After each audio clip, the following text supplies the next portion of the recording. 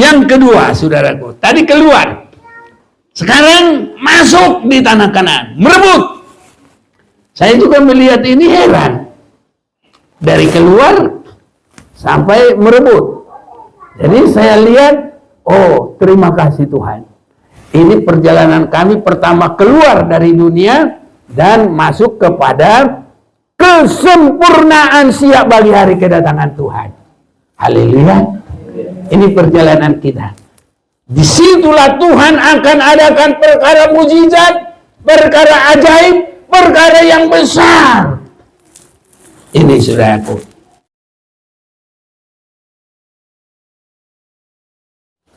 Kita sangat bersyukur, berterima kasih kepada Tuhan. Kita masih bisa bersekutu. Kita masih bisa menyembah Dia. Saudara-saudaraku, kita tidak boleh menganggap ini kebiasaan. Tapi kalau roh ada di tengah-tengah ibadah kita, maka persekutuan itu adalah begitu besar gunanya. Karena ibadah kita tidak hanya untuk mendapat perkara hidup di dunia, tapi kita sampai hidup kekal selama-lamanya. Kita akan melihat bagaimana besarnya kasih Tuhan dan keajaibannya bagi orang yang bersungguh-sungguh beribadah mengasihi Tuhan. 1 Korintus pasal yang kedua ayat 9 dengan 10. Tetapi seperti ada tertulis, apa yang tidak pernah dilihat oleh mata dan tidak pernah didengar oleh telinga dan yang tidak pernah timbul di dalam hati manusia, semua yang disediakan Allah untuk mereka yang mengasihi Dia. Karena kepada kita Allah telah menyatakan oleh Roh, sebab Roh menyelidiki segala sesuatu, bahkan hal-hal yang tersembunyi dari diri Allah. Berbahagia yang membaca dan mendengarkan firman Tuhan, terlebih yang melakukannya. Untuk itu kita baca bersama-sama. Ayat 9, 1, 2, 3. Tetapi seperti ada tertulis, apa yang tidak pernah dilihat oleh mata, dan tidak pernah didengar oleh telinga, dan yang tidak pernah timbul di dalam hati manusia, semua yang disediakan Allah untuk mereka yang mengasihi Dia. Karena kepada kita Allah telah menyatakan oleh Roh, sebab Roh menyelidiki segala sesuatu, bahkan hal-hal yang tersembunyi dari diri Allah. Saudara-saudaraku, saya melihat firman Tuhan ini luar biasa kasih Tuhan. Kalau kita juga mau mengasihi Tuhan, mengasihi Dia. Saya rindu kita semua mengasihi Dia. Siapapun kita, mau bapak, ibu, pemuda-pemudi, anak-anak, semua perlu mengasihi Tuhan biar terjadi hal-hal yang luar biasa. Dan kita menjadi saksi yang heran, yang luar biasa. Apa yang tidak pernah dilihat oleh mata dan tidak pernah didengar oleh telinga. Jadi yang tidak timbul di pikiran, apalagi kalau sudah ada niat di hati, dan kalau kita berdoa juga, pasti Tuhan memberkati. Ya, seperti nyanyi kita, Tuhan selalu menolong kita. Saudara-saudaraku, kalau kami pergi, ini contoh saja ini, selalu saya minta duduk agak di depan kalau naik pesawat. Maksudnya ya kaki udah sengkle-sengkle gitu, jangan begini-gini sampai ke belakang. Iya. Tapi waktu kami pulang, saudaraku, saya juga bingung, berapa ya dibayar ini? Kok kami disuruh duduk di bisnis itu? Ya, no, aku nomor 1, Ibu Gembala nomor 1 juga. Cuma aku B, A, dia B. Jadi, nomor 1. Dari dulu saya sudah lama, kok rasanya bangga ya kalau duduk di sini, pikir saya kan. Lihat bisnis itu enak duduknya, makannya beda, semua diistimewakan. Kalau mereka sudah pesawat jalan ditutup begini, mau ngelihat yang bisnis aja nggak boleh. Ya, yang ekonomi ya udah di belakang semua. Iya, mau berapapun itu bangku. Tapi saya juga pikir, aduh mau tanya berapa ini dibayar ini. Gak tahu saudara itu nggak dibayar. Ini kan termasuk. Jadi ini hanya perkara kecil. Walaupun bukan itu kerohanian. Bukan. Itu hanya perkara kecil. Tapi perkara kecil juga Tuhan bisa buat. Yang sebenarnya tidak ada dalam pikiran saya untuk itu. Cuma saya pikir-pikir begini. Enak ya kalau duduk di situ. Dilayani juga beda, saudaraku. Kalau ngasih makanan, kasih dulu dia. Ini bisnis. Iya. Dan akhirnya, ya begitulah. Rupanya kami tanya anak kami, kamu bayar bisnis? Enggak, katanya. Loh, kita kok bisa duduk di bisnis? Nah, itu kan kemurahan Tuhan saja, saudaraku. Ya, nggak usah bayar juga bisa duduk di situ kok. Jadi yang muda-muda ini nanti bisa Tuhan pakai, heran luar biasa kalau mengasihi Tuhan.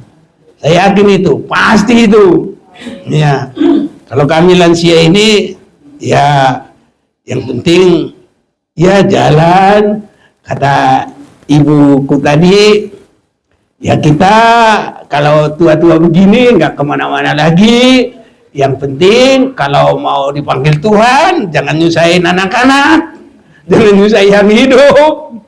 Dan semoga anak-anak semua harus ngerti bagaimana kalau udah mati nggak usah dihormat-hormat lagi, apalagi bikin rumah yang gede tapi alias kuburan, pakai segala macam. Saudara-saudaraku, bahasa Batak mermengo-mengo kuburan. Bukan itu menghargai. Tapi kalau lagi hidup, saudaraku, mungkin hanya setetes air karena diperhatikan, orang tua sudah senang. Kalau udah mati mau bikin istana jadi kuburan, bodoh itu namanya. Ini saudaraku ya, marilah kita kepada firman Tuhan. Jadi Tuhan berbuat yang ajaib. Ini sangat mendorong hatiku, saudaraku. Biarpun dalam, ya kata Itoku tadi, usia lanjut ini, jalani aja, jangan khawatir. Nah, mau lansia, lanjut usia, jalani aja. Tuhan Maha Kuasa, percaya terus kepada Tuhan. Kalau kita sudah nggak kuat pada masa tua, biar Tuhan yang gendong kita. Haleluya. Tuhan yang gendong kan enak, saudaraku. Pokoknya mengasihi Tuhan terus. Makanya ya sebelum Tuhan gendong, ini anak-anak semua harus benar-benar hormatilah orang tua, perbuat sebaiknya. Kalau Tuhan sudah gendong, berarti itu mungkin anak-anaknya sudah nggak perhatikan dia. Ya Tuhan kasihan sama yang mengasihi Tuhan. Ya udah anakku ini udah sedih dia, udah apa? Kalau di Sihapataran bekel dia, tapi kalau sudah di Siabunia nangis. Tahu artinya? Kalau lagi kelihatan ya begini seperti apa, tapi kalau sebenarnya dalam hatinya sudah ada yang sangat berat, saudaraku. Semoga luar dalam orang tua selalu senang karena anak-anaknya mendukung dia. Haleluya, indah saudaraku. Baik, tetapi seperti ada tertulis yang tidak pernah dilihat oleh mata dan tidak pernah didengar oleh telinga dan yang tidak pernah timbul dalam hati manusia, semua yang disediakan Allah untuk mereka yang mengasihi dia. Apa ini intinya, saudara-saudaraku? Kalau tadi yang saya sudah sampaikan itu perkara-perkara kecil, masih sekitar di dunia ini. Tapi kalau inilah saya lihat inti dalam Alkitab ini. Di dalam perjalanan bangsa Israel, ini yang kita lihat, saudaraku. Tuhan itu luar biasa mengadakan perkara ajaib. Sungguh perkara ajaib yang tidak bisa dipikir oleh ilmuwan dunia ini. Ini saudaraku, jadi nggak tanggung-tanggung. Semua yang pintar di bumi ini, mulai dari sejak Adam sampai Tuhan Yesus datang, kalau di luar mengasihi Tuhan, mereka tidak mampu. Tapi kalau kita mengasihi Tuhan, ada hikmat Tuhan, kita boleh mengerti. Jadi kita memiliki hal istimewa, hikmat dari Tuhan. Itu sebabnya yang pintar di dunia ini nggak ada artinya dibanding yang paling kecil dalam kerajaan surga. Karena pintar di dunia ini udah pakai segala otak, otak kecil, otak besar, otak samping, otak mana-mana, belakang, depan, nggak mampu, saudara-saudaraku. Tapi kalau kita ada hikmat dari Tuhan, gampang. Anak saya sekolah SD bilang gancil. Apa bisa gancil? Gampang, saudaraku. Iya. Iya, kalau ujian kayak minum air gluk, gampang dia bilang, ya kan? Dia bilang gancil. Nah, itu anak SD. Saudara-saudaraku, saya perhatikan ini dalam perjalanan bangsa Israel dari Mesir sampai ke tanah Kanaan. Ini menunjuk perkara ajaib bagi kita. Perjalanan kita mulai dari awal menerima Yesus sampai seumur hidup kita. Kalau kita tidak sampai kepada kedatangan Tuhan, berharga di mata Tuhan kematian orang yang dikasihinya atau yang mengasihi Tuhan. Ini. Atau mulai kita percaya kalau kita hidup sampai Tuhan datang, sampai kita berkenan, kita berkata, Maranatha, datanglah Tuhan, datanglah Tuhan. Dan kalau dia sudah datang, kita berkenan kepadanya.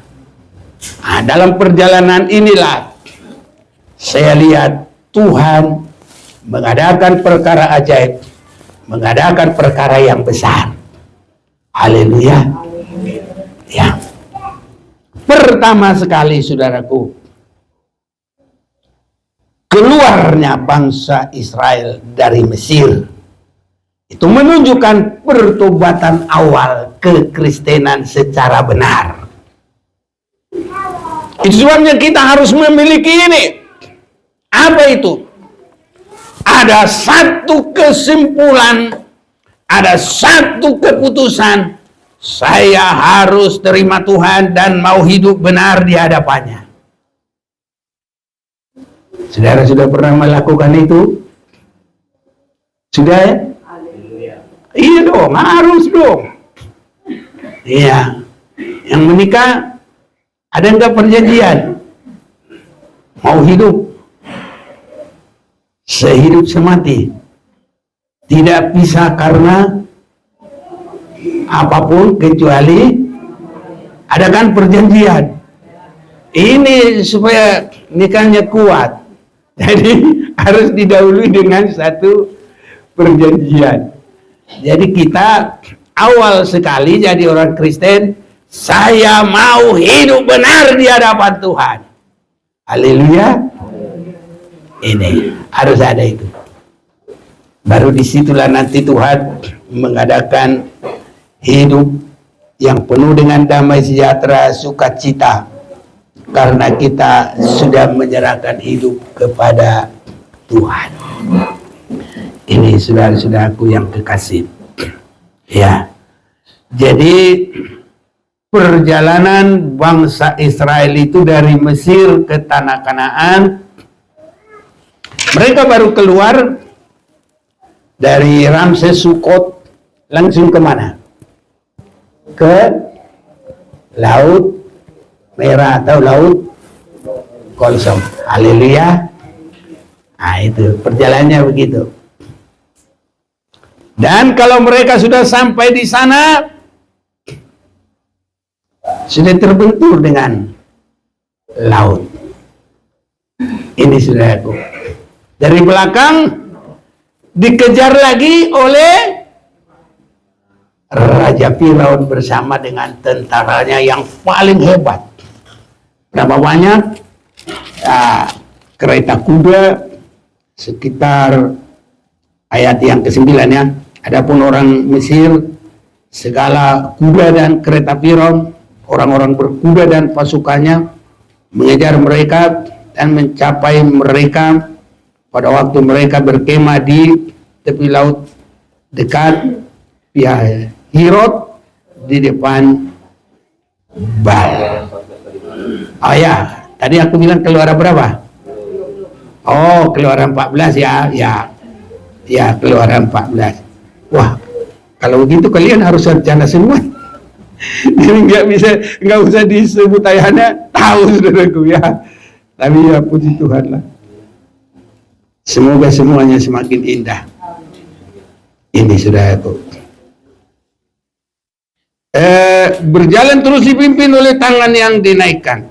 Berapa banyak tentara Israel? Ketika ayat berapa? Kemudian ia memasang keretanya dan membawa rakyatnya serta ia membawa 600 kereta yang terpilih. Jadi berapa? 600 kereta. Baca dulu ayat 7. Ia membawa 600 kereta yang terpilih. Nah, ini terpilih. Ya, segala kereta Mesir masing-masing lengkap dengan perwiranya. Wah, nggak tanggung-tanggung ini saudaraku. Tapi apapun musuh, jangan khawatir. Apapun tantangan, jangan khawatir. Ada nyanyian yang begini.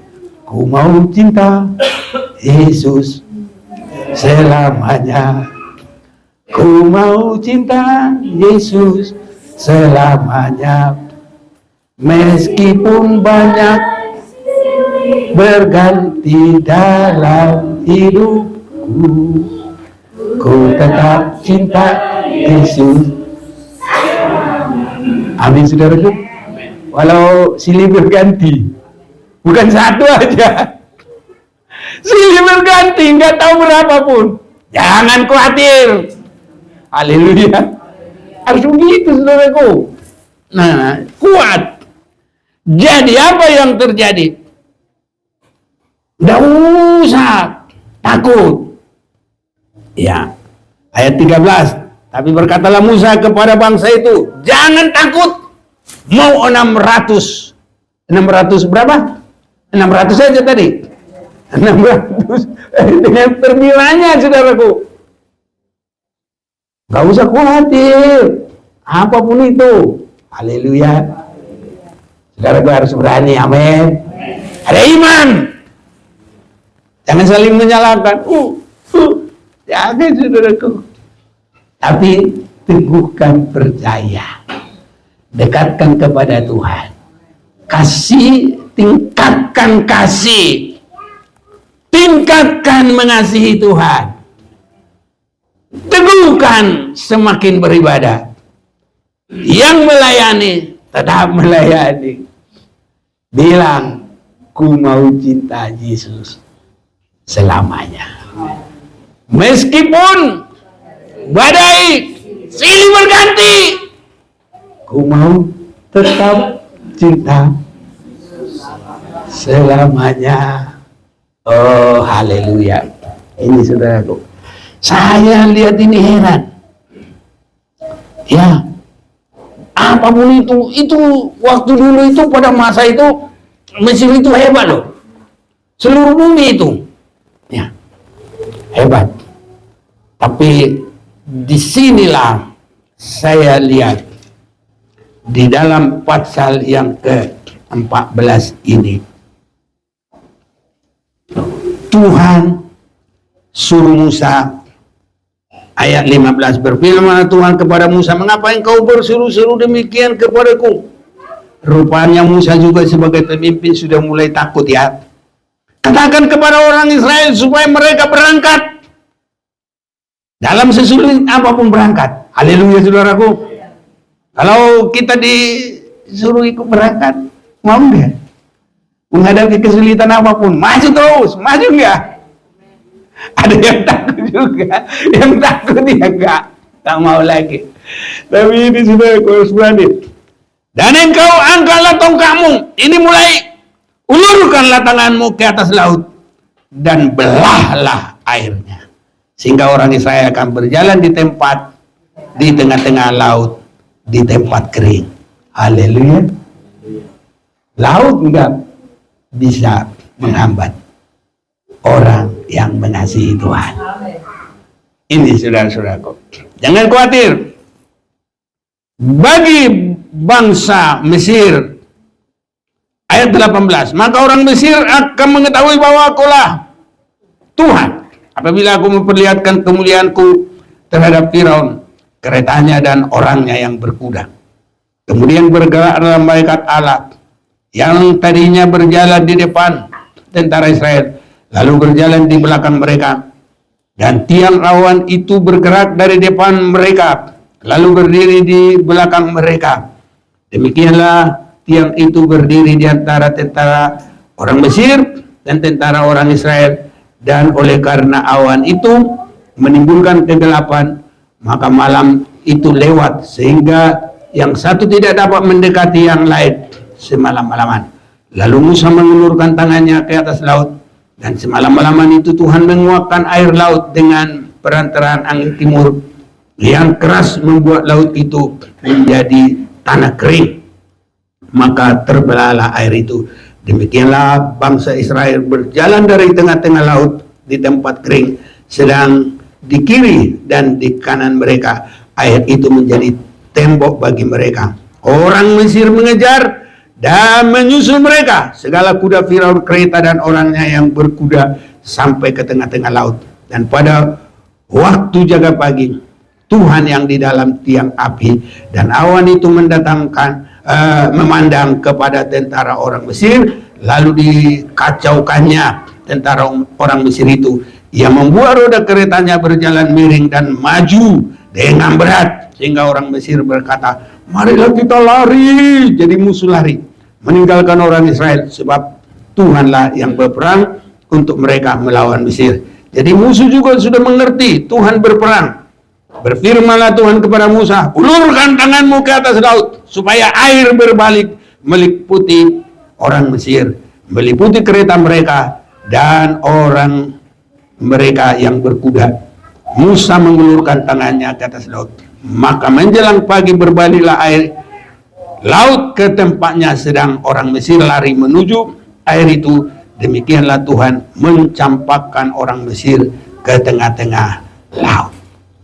Berbaliklah segala air itu lalu menutupi kereta dan orang berkuda dari seluruh pasukan Firaun yang telah menyusul orang Israel itu ke laut. seorang pun tidak ada yang tinggal dari mereka. Haleluya. Laut bisa dipakai Tuhan senjata melindungi umatnya. Laut, saudaraku, apa yang Tuhan tidak bisa lakukan, saudaraku? Bagi Tuhan tidak ada yang mustahil. Dan itu Tuhan akan lakukan untuk orang yang mengasihi Dia. Laut, apalagi yang lain-lain mudah. Laut saja bisa. Tuhan perintahkan untuk menjadi pertolongan bagi bangsa Israel, untuk menjadi kematian bagi orang siapa? Firaun atau Mesir. Ini saudaraku, saya lihat keadaan sekarang, orang Israel dilecehkan. Kalau mereka tidak menerima Yesus, benar-benar mereka bisa mengalami kekalahan terus-menerus. Sampai mereka bingung dengan agamanya yang sekarang. Mereka bisa terpuruk, seterpuruk-terpuruknya. Nah, mereka berdoa, tidak dijawab oleh Allah itu dengan agama Taurat mereka. Sesudah mereka kebingungan, baru mereka mulai, oh kita mau menerima Yesus. Itulah pertobatan akhir bangsa Israel. Saya melihat begitu, saudaraku. Kalau ini sudah terus menerus, nanti perang itu begitu, saudaraku. Mereka terpuruk karena mereka sudah jauh dari Allah yang benar. Karena sekarang sesudah Yesus berkata, rembak bait Allah ini aku bangun dalam 3 hari. Itu adalah iman kepada Yesus. Sudah harus itu.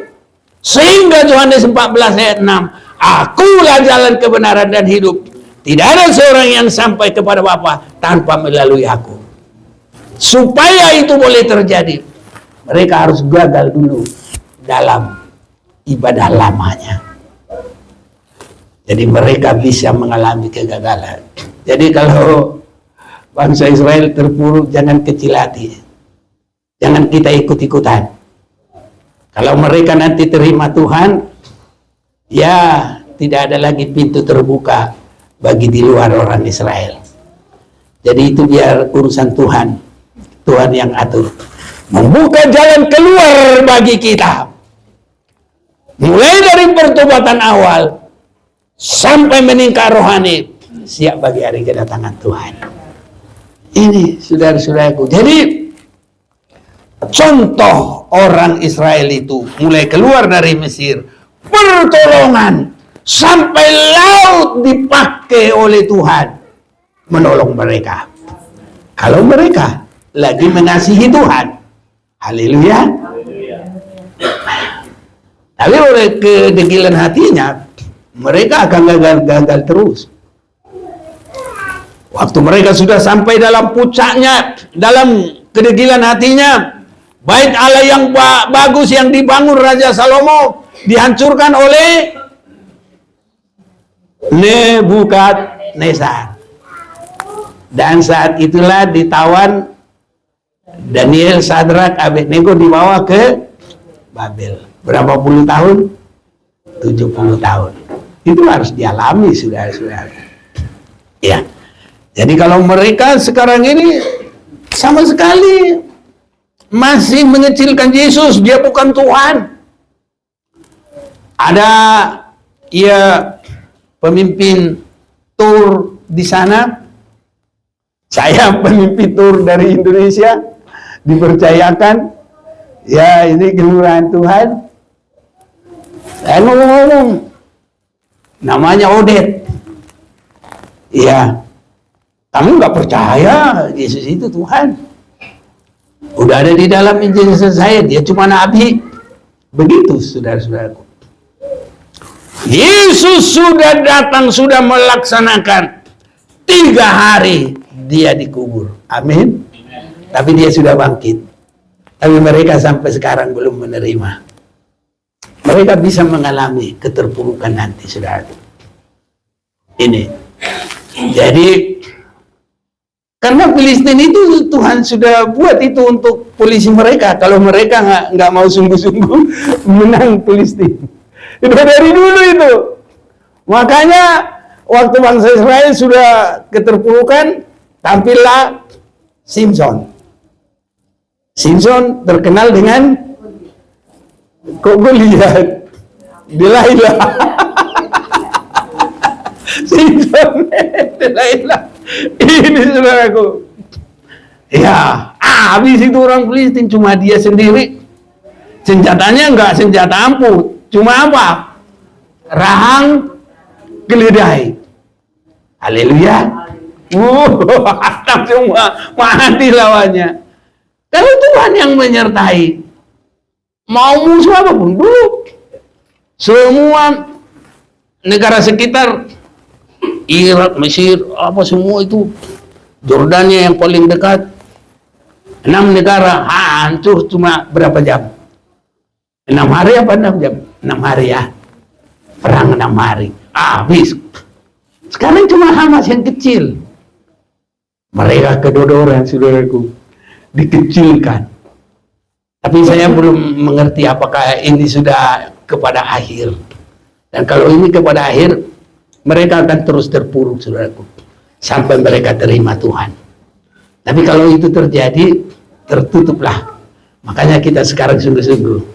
Haleluya. Ini saudara-saudaraku. Jadi yang pertama, waktu mereka keluar, terjadi mujizat. Laut juga dipakai Tuhan menghabisi bangsa Mesir. Gak usah pakai tentara, laut. Haleluya. Mana bisa dipikir oleh otak? Orang pintar bisa gila, saudaraku. Gak bisa, saudaraku. Inilah yang terjadi kalau bangsa Israel itu masih benar berjalan. Walaupun banyak rintangan, banyak tantangan, sebenarnya harus tetap setia kepada Tuhan. Jangan berubah, saudara-saudaraku. Ya, mana ini tisu saya ini nggak di sini lagi.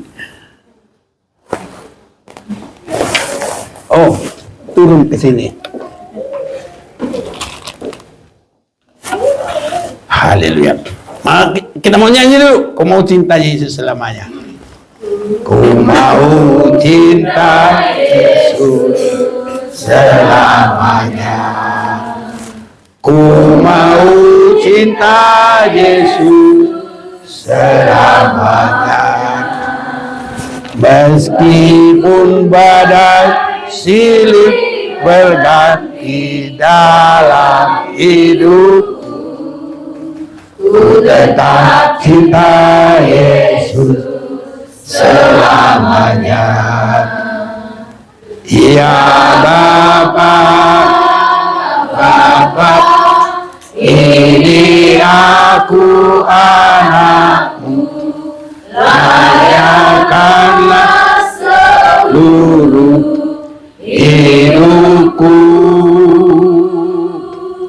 Ya Bapa, Bapa, ini aku anakmu, pakailah sesuai dengan rencanamu. Saudaraku yakin anak Tuhan? Amen. Anak Bapa? Jangan anak Bapa yang nakal loh. Jangan anak Bapa yang hilang. Jangan anak Bapa yang suka melawan. Haleluya. Tapi anak Bapa yang dikasihi, itulah kita. Haleluya. Karena hanya yang dikasihi yang bisa melihat mujizat Tuhan yang heran, yang luar biasa. Mari saudaraku, apapun yang terjadi, ya apapun, aku mau tetap anak Tuhan yang dikasihi. Haleluya saudaraku. Mau diolok, mau dihina, mau dikata-katain, terserahlah. Tapi kita mau anak Tuhan yang dikasihi, supaya kita melihat mujizat yang luar biasa, yang tidak bisa dipikirkan manusia. Profesor-profesor dunia gagal, tapi hikmat Tuhan sanggup mengerti kehendak Allah. Bapa kita itu kita tahu maksudnya, kalau kita mau mengasihi dia dengan sungguh. Yang kedua, saudaraku, tadi keluar, sekarang masuk di tanah Kanaan, merebut. Saya juga melihat ini heran, dari keluar sampai merebut. Jadi saya lihat, oh terima kasih Tuhan, ini perjalanan kami pertama keluar dari dunia dan masuk kepada kesempurnaan siap bagi hari kedatangan Tuhan. Haleluya. Ini perjalanan kita. Disitulah Tuhan akan adakan perkara mujizat, perkara ajaib, perkara yang besar. Ini saudaraku, Yosua pasal yang ke-10. Yosua pasal yang ke-10 itu pertempuran dekat Gibeon. Yosua merebut bagian selatan Kanaan, mengambil tanah perjanjian untuk bangsa Israel.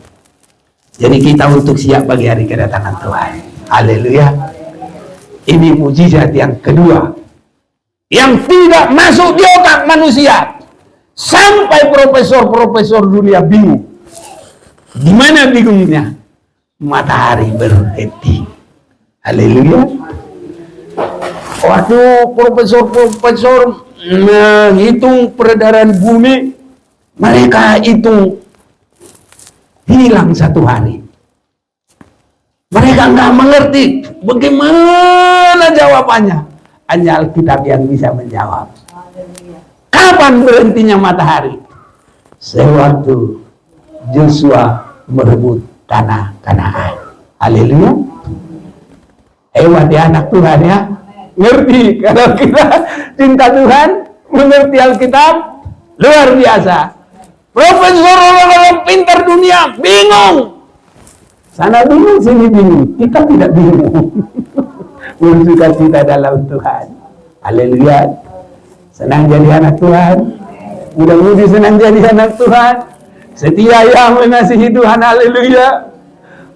Udah cakap-cakap. Ya tambah lagi. Mengasihi Tuhan.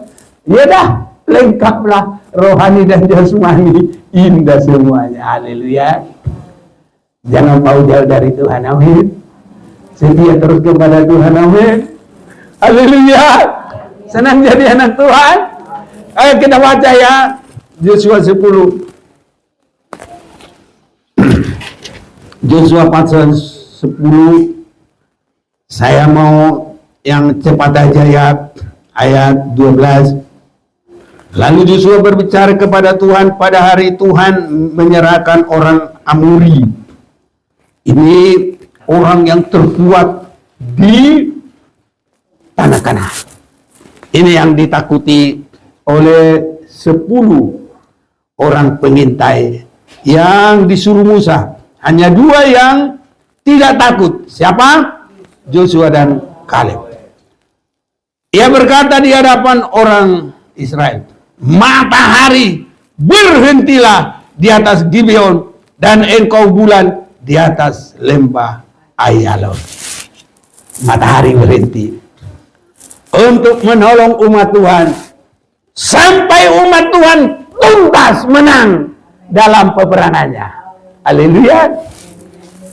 Saya lihat firman Tuhan ini. Tadi begitu mereka keluar, apa yang terjadi?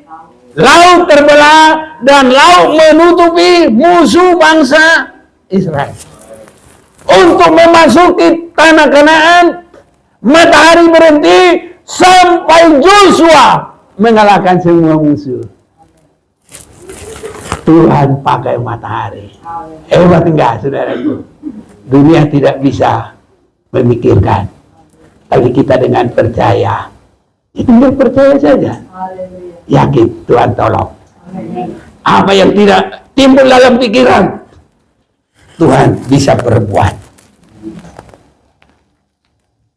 Maka berhentilah matahari dan bulan pun tidak bergerak sampai bangsa itu membalaskan dendamnya kepada musuhnya. Bukankah hal itu telah tertulis dalam kitab orang jujur? Matahari tidak bergerak di tengah langit dan lambat-lambat terbenam, kira-kira sehari penuh. Nah, makanya orang-orang pintar di dunia ini bingung ini. Peredaran bumi hilang satu hari. Mereka tidak bisa memikirkan itu semua. Tapi kalau kita tinggal percaya saja firman Tuhan, ya ngapain kita pikir-pikir? Ya firman Tuhan, Tuhan Maha Kuasa. Haleluya. Bagi Tuhan tidak ada yang mustahil. Iya, saudara-saudaraku. Mulai dari kita percaya sampai Tuhan Yesus datang, setia terus. Nah ini saudara. Itu sebabnya mari bertindak di dalam Tuhan. Banyak bersyukur. Banyak bersyukur. Ini harus terjadi bagi kita, saudaraku, banyak bersyukur. Dan setiap kita mulai bangun banyak bersyukur. Haleluya. Jangan langsung mikirin, oh inilah suamiku, inilah anakku, inilah ini. Kalau itu yang mematikan syukur kita, jangan masukin dulu di sini. Masukin kuasa Tuhan. Masukin kebaikan Tuhan dalam kita. Baru begitu bangun pagi, ada ucapan syukur. Haleluya. Kalau hatinya panas, belum apa, bersungut-sungut, saudara-saudaraku. Anti daripada melihat mujizat Tuhan, tidak bersyukur. Bersungut-sungut. Selalu negatif. Apapun kesalahan orang, hidup seperti Yesus. Amin. Dia datang untuk menyelesaikan pelanggaran orang yang berdosa. Jadi kalau ada orang berdosa, udah bukan kita yang atur, bukan kita yang menghakimi, bukan kita yang atur-atur, serahkan kepada Tuhan. Kalau kita ada kuat, ada kasih, Tuhan, tolonglah dia. Saya pikir dia sudah keliru, Tuhan, tapi Tuhan tolong dia. Haleluya. Kalau sudah begini, cuma Maranatha ini kuat ini nanti, saudaraku. Kalau udah, aduh sakit hatiku, sakitnya, kiri makanan sakit. Jangan, saudaraku, tiap pagi ada ucapan syukur. 1 Tesalonika 4 ayat 5 ayat 17 ayat. Tes dulu saya. Ayo baca ayat. 1 Tesalonika 5 ayat 18. 17 dulu. Ayat 17, tetaplah berdoa. Ya. Mengucap syukurlah dalam segala hal, sebab itulah yang dikehendaki Allah di dalam Kristus Yesus bagi kamu. Amin. Nih semua lihat ini.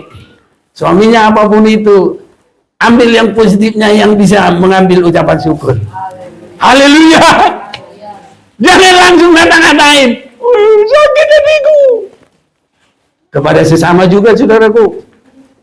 Harus ambil. Di mana kita bisa mengambil ucapan syukur. Ya, bilang aja gini. Aku bersyukur walaupun banyak rintangan. Dia katain saya. Tapi Tuhan, Engkau sudah berikan kesabaran bagi saya. Saya bersyukur, Tuhan. Tapi Tuhan, aku kasihan sama dia. Ampuni dia, Tuhan. Haleluya. Bisa mengucap syukur. Amin. Jangan bilang, sakit hatiku, disakiti malah dia ngomong ini, segala macam. Gak usah, saudara-saudaraku. Dengan apa saja harus disebut. Dulu, baca dulu. Sama kita 18 sama. Yang 18 ya. 1, 2, 3. mengucap syukurlah dalam segala hal, sebab itulah yang dikehendaki Allah dalam Kristus Yesus bagi kamu. Dia duduk kiri kanan, bisa mengucap syukur apapun itu. Haleluya. Yang di kanan kita, di kiri kita siapa? Orang dekat apa-apa. Mengucap syukur. Haleluya. Loh, orang bukan aku loh yang ngomong, aku cuma menyampaikan kok. Oh, kita diberkati Tuhan. Mau melihat mujizat yang luar biasa, yang tidak bisa dipikirkan oleh dunia. Hanya orang yang mengasihi Tuhan. Mengucap syukur, saudara-saudaraku. Ini baru, jangan khawatir. Baru, ya kalau berkata-katalah tentang firman Tuhan. Haleluya. Di mana tempat hari kita baca, kalau saya pasal yang ketiga ayat yang ke 17 juga ya. Yaudah, baca dulu ya. Ayo kalau saya 3. Ayo dah, aku senang, terima kasih. Sekarang tinggal begini saya kalau kadang kacamata dah. Segala sesuatu yang kamu lakukan dengan perkataan itu, 16 ya, 16.